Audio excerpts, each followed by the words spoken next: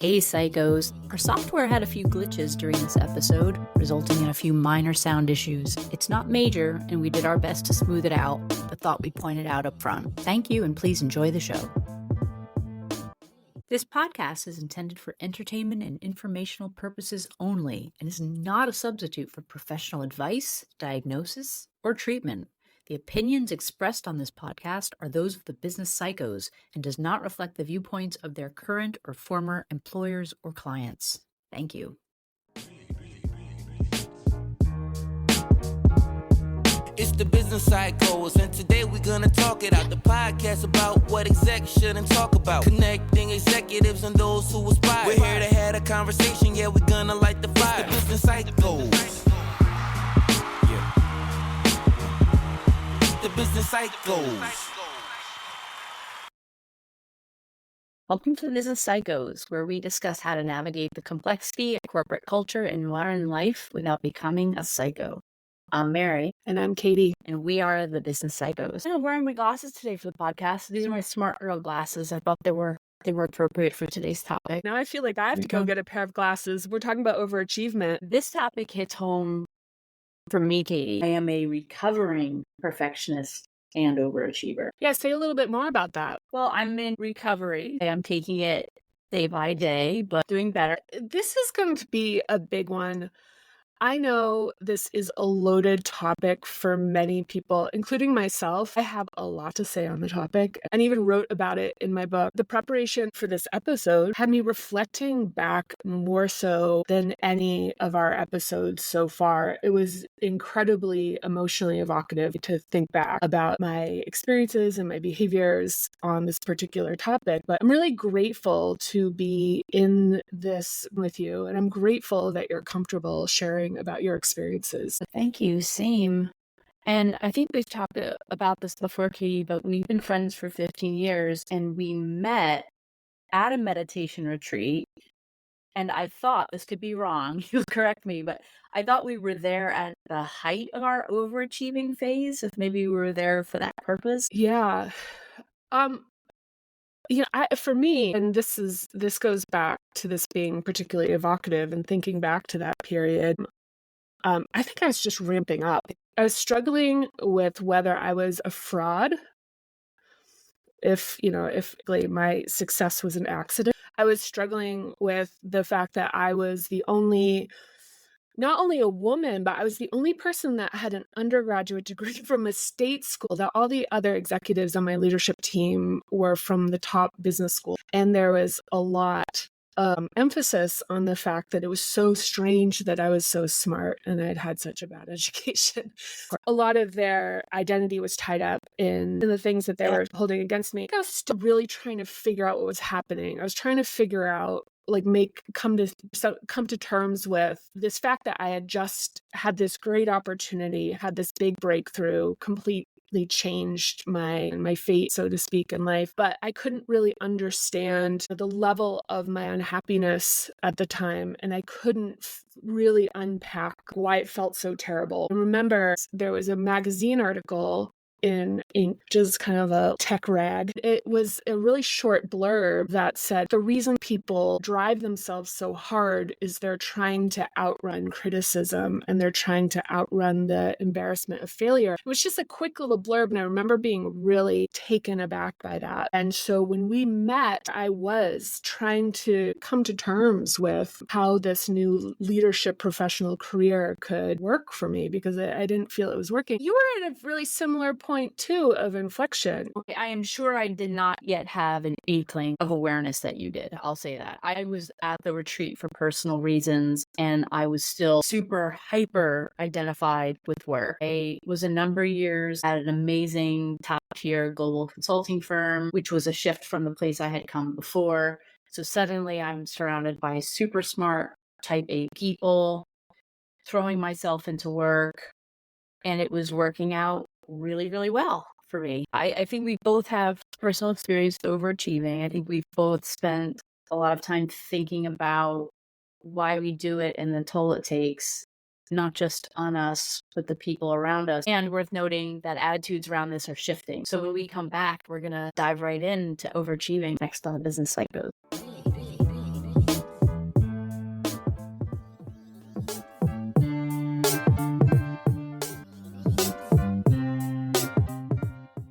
Okay, Katie, let's jump right in. The Do it. definition for overachieving: performing better or achieving more than is expected or standard. So that sounds nice. That sounds simple. Maybe even a very positive quality to have. It is a positive quality. I think we need to look under the hood and decouple achievement from what drives it and evaluate whether it's a sense of inadequacy and lack of worth, or a drive to create something as an expression of our integrity in a way that is satisfying and fulfilling. I mean, this topic, we say this with every podcast, that this is a sliver of the whole topic. So this is a topic that has its tentacles in economics and labor, mental health, personal development, even corporate culture. I think it does connect to corporate culture around why some people burn out. Yeah. When our integrity is misaligned with the work we're doing, and or we're pushing ourselves past a sustainable capacity out of fear, low self-worth, or even ambition, and what fuels that, what we're looking at is the recipe for burnout. And if you're lucky, you have a great boss or mentor who can guide you through all of this, or better yet, maybe a therapist. But in my experience, that sounds like you might be saying the same thing, Katie, is that this is one that folks just often have to go through and learn the hard way. And this was certainly true for me. The places I've described, and others, which I won't go into, very much encouraged my perfectionistic nature. I think, to your point, aside from what I personally got out of it, which has a lot to do with control, it was also the culture of the firms, the baseline expectation for one's commitment to the job. So yeah, like to your point, there's the fear of failure, but then the culture has this reward of positive feedback. My behavior was making me successful and giving me that positive feedback that I loved and craved. I was running global programs and flying all over the world, and then I was standing up a new consulting practice. There was always too much to do, and that wasn't overwhelming in a negative way. That was actually addictive in a really positive way. Yeah, it's really stimulating. I can certainly relate, because that feeling of working really closely with people under pressure to make really difficult and challenging things happen. It's empowering, it's activating. There's a lot of connection that you feel with the folks that you're working with. No discussion of overachieving is complete without without addressing the upside, which is that for the most part, you'll experience financial benefits, professional leverage, professional clout. There's a lot of upside, and I think the conversation we're going to have today is more balanced. Yeah, like everything, it's this balance and knowing yourself and what's working. So I was at that firm, and I was invited to my friend's dissertation review. So big deal. A small group of us, including her family. We were in the side room from where she was defending her thesis, and then we had like cake and champagne, and we're waiting for her to come out. And I get work call on my then BlackBerry, and and so I'm really important. So I'm looking at it, and while we're waiting, I thought, well, okay, I'm gonna take this, so I'm really important. And I went into the side room, and I remember I was like gazing around, like I'm on the phone with the Pentagon. And soon after, my friend's father came in and he handed me just very gently a glass of champagne. And I'm on this call, and it occurs to me that I missed that point where she walked out of the room and we all have a chance to applaud her and her important milestone. And I was so embarrassed, ashamed really, because here's the thing. It was not an important call. Like, at all. It was just that I had this muscle memory and this compulsion, really, every moment consumed by work. And so I'm like sitting here 10 minutes. Well, what can I be doing? And it makes me sad to think of it. Looking back and seeing these vignettes, like moments, these lost opportunities. One memory I have was I was told by someone, relatively senior but personal person in my life, that said, "You are going to regret this," about my relationship with work and how much I was absolutely crowding out and giving up to completely focus on professional achievement. It was well-meaning. The intent was they were trying to give me some context. I was not available to be hearing that context. And all I thought when I was looking at them was, you just don't have what it takes. And I felt bad for her. I was like, you're just a person who doesn't know how to get things done. And I legitimately believed it at the time. And I think that is why feeling, like your feelings, are such an important part of reclaiming oneself. You know, the so-called logical rationalizations, those will arise and serve the punishing master of the subterranean self-worth issue. 100%. 1,000%. Reflecting now, some personal stuff that was going on with me that I wasn't also ready to deal with was the reason why I was over focusing on this great, really constructive outlet, right? It's perfect. It helps you avoid all the things that you don't want to. It gives you something to control. And then, as you said, there is this recognition, including great bonuses. So how can that not be you feeling? When we come back, we're going to discuss how overachieving can be harmful to you and others.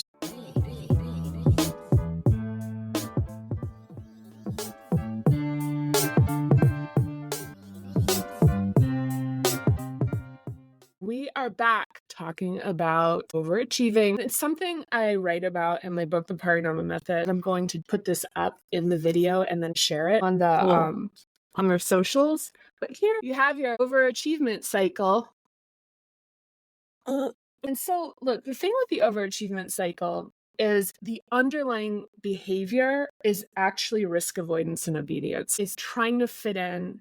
And it doesn't feel like that when you're doing it. It feels like you're a swashbuckler out front, taking the biggest risks. But the reality is the work is ultimately to outrun failure, criticism, or negative outcomes. And so making mistakes is, the greatest fear, right? It's like double check the work 100 times. How much of the overachievement work is making sure you haven't made any errors?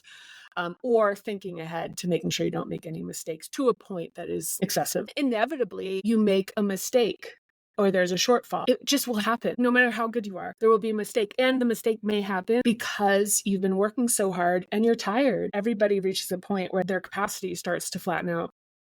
And then what happens is imagined or real shame and humiliation powers the risk avoidance and the obedience. So what that does is it blocks self-directed action and actual risk-taking. And this is how you get really high achieving people harness their talent harnessed by larger organizations, because not wanting to take the risk of actually going out on your own and potentially looking stupid or failing or whatever. In Paranormal Method, looking at how to internalize our self-worth and our source of validation coming from inside of us, that when we're internally validated, we lose that ultimate weakness of requiring other people to feed us in a way that keeps us working really hard for them and ultimately working against our better interests if we're not conscious enough around it. I write about this endurer character, someone who takes great satisfaction and validation from outlasting and outworking others. This adaptation tends to have physical and intellectual horsepower and naturally strong capability, but overspends in energy anyway, leaving itself exhausted and craving power from external validation. Being an overachiever is something both you and I are really relating to, using this capacity and our horsepower to build things that are aligned with our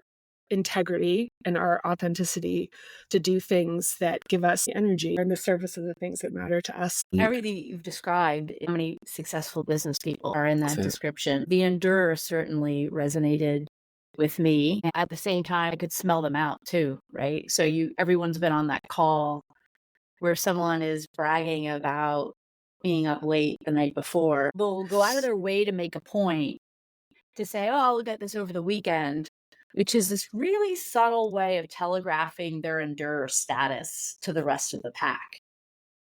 And it's interesting because it doesn't even take into account the quality or the importance of what they're doing. It's like saying, I work more than you, which doesn't really reflect the value of what they're spending their time on. Yeah, I think there's people who are playing to appear that they're overachievers, and then there's the actual people who are driving to punishing lengths to actually deliver something that's excruciatingly difficult for people in the latter category is that the former, the people who are doing the optics, are usually rested and able to show up and be their best charming selves at all times. So politically, they present really well. And for the overachiever that is frazzled and at the end of their wits for the political and the social game can really come up short. I worked at a place once where a certain department was notorious for being the first ones in and the last ones out. I sat near enough to them that I figured out that they spent most of the day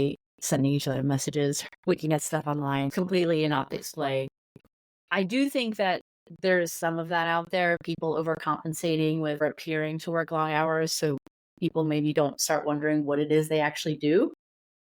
But then, to your point, there are people who work a lot because they obsess about quality and like to take on and own or produce way more than is expected. Yeah, there's a pain tolerance here too.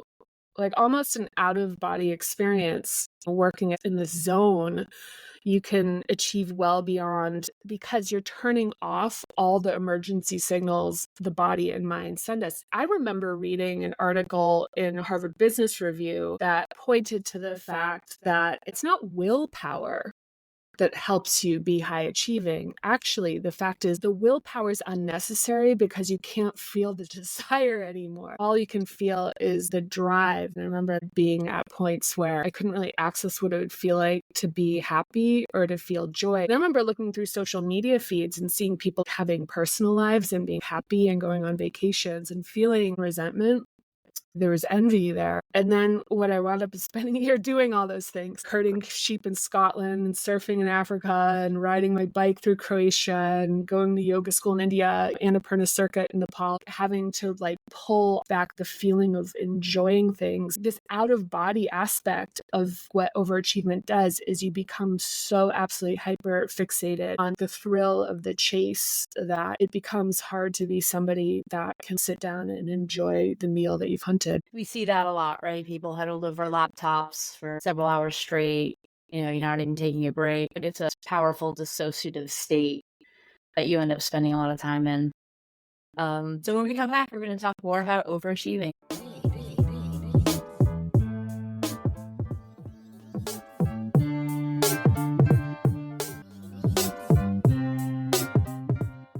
We are back talking about overachieving. And something I want to call out is that breaking out of this pattern of behavior requires looking at your relationship to your job. To work through this, you may need to change your lifestyle. Yeah, it's a super important point. Something happens with the over-identifying with your career persona for a long time. For some people, it may have something to do with reenacting things from childhood with your company. So it's like, oh, if I'm the best, then I'll be loved and valued. If I'm perfect and indispensable, take care of me, which means I'll be safe.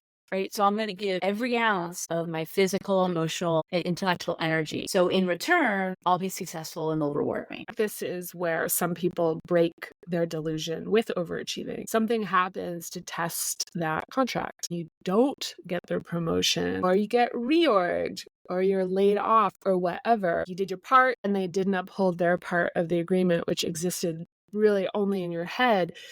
We have an episode, the one that we just released on growth mindset, where we talk about the US having at-will workforce for most states. And in that episode, we talked about no more jobs for life and how technology is causing hyper consolidation, which is resulting and will continue to result in loss of jobs. Waking up to the delusion is important for employees to protect themselves, to be honest about the relationship you have with your employer and the one you have to yourself. And yes, you need to be marketable, but not at the expense of your integrity. Yes, and integrity, of course, includes your mental health, which is another show we did in episode 2. If you are overachieving, it may relate to emotional stuff from childhood you haven't completely resolved. In my mind, overachieving at work to try to get some of these emotional needs met is so dangerous. Never give yourself away like this to anyone, but especially not your job. There is going to be situations where no matter how amazing you are not going to get the reaction you want and deserve, and it's going to upset you. It may feel like betrayal. It may feel like you're feeling helpless and hurt. You may feel physically unwell, and you may even feel angry. I think when I experienced this in my career, it felt like heartbreak. And so changing this mindset doesn't happen overnight. Ideally, you'd only need one or two experiences to start to understand what is happening, but sometimes it takes longer. Indeed, yeah. Or sometimes there can be a personal situation which is so catastrophic, like a death or illness in your personal life, something you or someone close to you goes through, which causes you to reframe the value of your life, which makes you reevaluate how you want to treat yourself and how you want to spend the time you have left in life. Right. Yes. I was working at Tiffany and Company when 9/11 happened. I was in the corporate office in New Jersey. And like everybody else, we were sent home on the 11th, and I think we were closed on the 12th. Everything in the country was shut down, including mail service. And when I got back to work a few days later, my boss, who was a lovely person and a good boss, really, was trying to get us all focused again. And I can look back at it now and know that she was doing all the right things. The structure and consistency was absolutely what we all needed to regain a sense of normalcy. But I remember we had a little scrap because something didn't happen. It had to do with the mail service being down, and my boss was upset about it. And I remember being hit with an existential malaise of being like, what the hell does it matter? Like, what are we doing here? Like Lower Manhattan was on fire. Who's thinking of buying Tiffany merchandise at a time like this? Now, of course, this is grief about the trauma that we'd all collectively experienced, but it was also some early awareness, which wasn't yet ready to bloom. It's a really powerful story. The last way people might break out of the overachieving fantasy is to discover something that matters more personally and has greater meaning for you. So instead of running away from a corporate job where you give yourself away and don't get what you need in return, you begin to invest your time and energy in something that you enjoy and find rewarding, possibly for reasons other than income. Like a podcast, Katie? And books. Yes, very like podcasting, writing books, and maybe even your own advisory business. I have a friend who was an accountant who became a scuba dive master. She moved to the Caribbean with her husband, and eventually they opened their own dive operation. Shout out to Steph and Bill and Aqua TCI, by the way, my friends. If you love scuba diving or want to learn, Turks and Caicos is my go-to place. Steph is always posting pictures of her boat in crystal clear turquoise waters with some funny comment about her morning commute. There's like dolphins jumping around in the background, and you think, well, that's a common dream, right? You work yourself to death all year so you can afford to go down and spend a week there. And she decided that she was going to prioritize her joy and satisfaction and make a different choice. Are there trade-offs in that choice? Sure. But the quality of her life is so great that she doesn't have to escape it to tolerate it. I read a quote recently which said, success is living a life you don't have to escape from. It just kind of sums it up for me. I love that. Just for our listeners, to mention that when you resolve some of your inner conflicts, there's a greater possibility of making a more conventional professional life serve you and your commitments, or to make a plan with the money you're making to save for the creation of your dream life. Yeah, and P.S., her business is successful and it's expanded. It has awards. You don't need to trade off success for doing things which bring you joy. There's something to be said about the magic that happens when you're doing the things you love and care about as your true self. Of course, she works hard, and I'm sure her business is without its stresses. She's out laying in bed at night, ruminating about work. She knows she's enough. She doesn't have to sacrifice her mental or physical health or her personal life to compensate for any perceived shortcomings. And a lot of this is about the ability to uphold boundaries. When we've done some work to establish a stronger internal sense of self, this is where good enough can be working 9 to 5 or 6 in some places, and taking your full lunch break, not checking your phone or work email at home or on vacation, telling your boss, you're happy to make another round of edits on the big deck when you get in tomorrow morning, but now you need to leave on time to take your kid to soccer practice. Can I also add that people who are overachieving are a dream to the big corporate machine, like perfectionistic, insecure type A's with no boundaries who work themselves ragged for a pat on the back. Take a look at the origin of the term type A, which was something I came across during my book research. The concept of type A and B personalities was originated in the 70s by cardiologists Meyer Friedman and Ray Rosenman. And they created type A for people they observed as time-pressured, hostile, poor self-esteem, and joyless striving.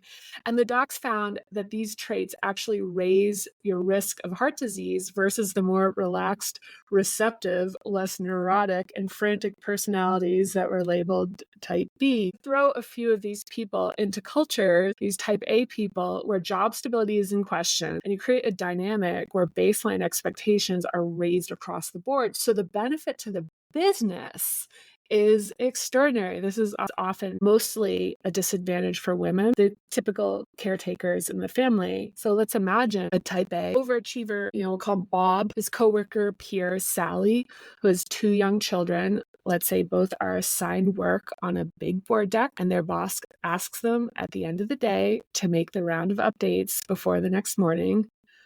Bob stays late, working in the office, which does not go unnoticed, by the way. He finishes his slides and decides to add 2 other slides with fancy graphs. He sends it to his boss and Sally around 8 p.m., 12 hours before expected. Meanwhile, Sally leaves at 6 because she's to pick up her kids, makes dinner, signs on to her computer at 9 p.m. She then works until 11:30 p.m., completely exhausted. She is so bleary that she decides to double check her work in the morning when she's fresh. So the boss gets her work at 8 a.m. as expected. But how might the boss perceive Bob versus Sally? Yeah, I can see myself actually in Bob, Sally, and the boss in this example. I've been all 3 of them, I think, at different times. And I've had overachievers in my organizations, and it's really easy to love them.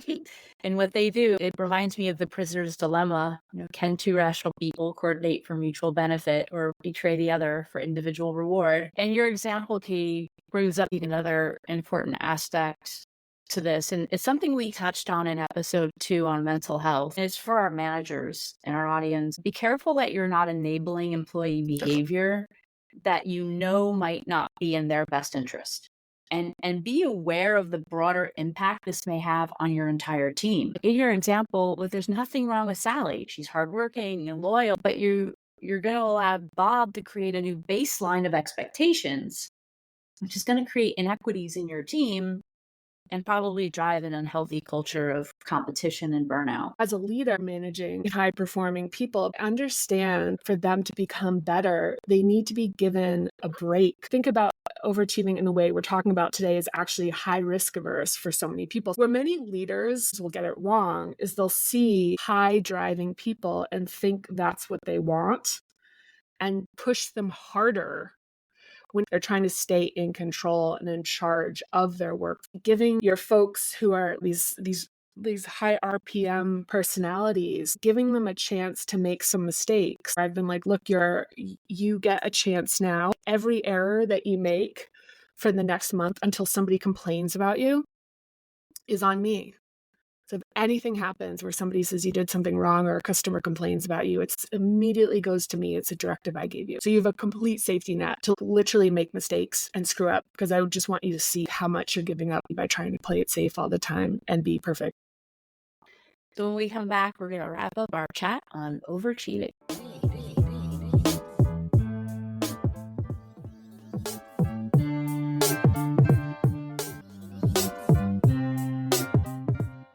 We are back, summing up our conversation on overachieving.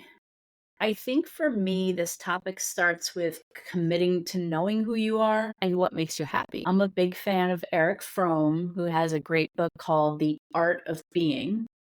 In it, he reminds us that we are human beings, not human doings. I think our always-on culture encourages and rewards constant activity and busyness, which is actually counter to who we all are at our core, which is conscious beings. Yes, and the reminder that there is a game you are participating in, and you need to understand it and your role in it. If you don't develop the awareness of your own personal motivations and unresolved issues, you can start to lose yourself in your job and your career.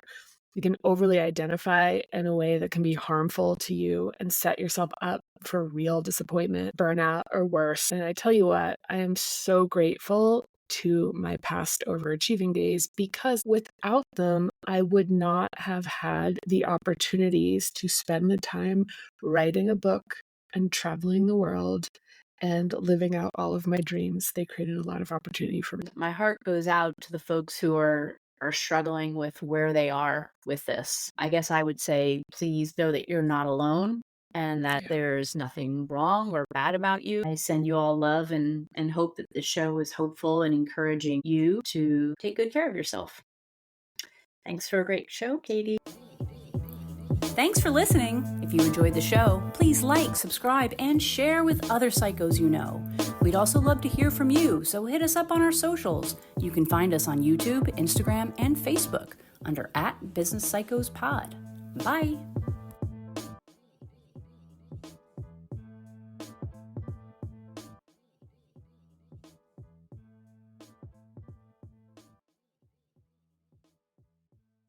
It really is the perfect drug. I'm listening to talk. You're It's- gonna love one that actually Yeah. pays I mean, you money to do it. Could you Enjoy. imagine getting a bonus for doing Yeah, seriously. And also, pigeon. and also be considered to be highly functional. Look at how well she's doing. Yeah. Oh my god. The business cycles.